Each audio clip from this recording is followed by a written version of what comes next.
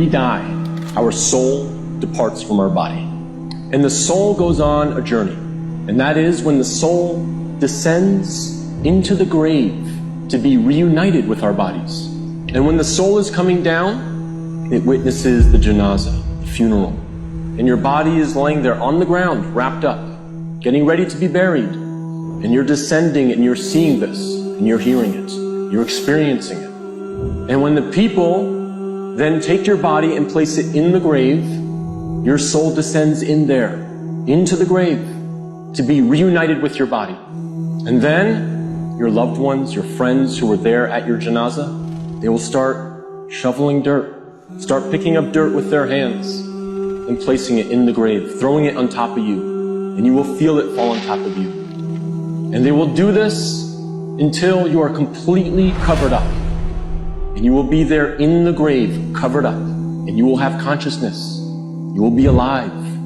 Not physically, obviously, but your soul will experience this. They'll walk away. They'll leave. And you will hear their footsteps, as the Prophet, peace and blessings be upon him, said, that you will hear their footsteps as they walk away. And you will be there alone, in the grave, by yourself. Darkness.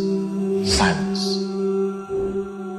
What happens at that point? Two angels come to you, Munkar and Nakir, and they ask you three questions. Perhaps the most important questions you will ever be asked, and the three most important questions you will ever answer. And those questions are, what is your deen? Who is your prophet? And who is your Lord? And if you answer these questions correctly, all three of them, your stay in the grave will be one of peace. You'll have peace. You'll have pleasure. Until the day of judgment, when the horn is sounded, and you are raised up out of your grave. But if you don't answer these questions correctly, all three of them, your stay in the grave will be full of pain. So we must answer these questions correctly.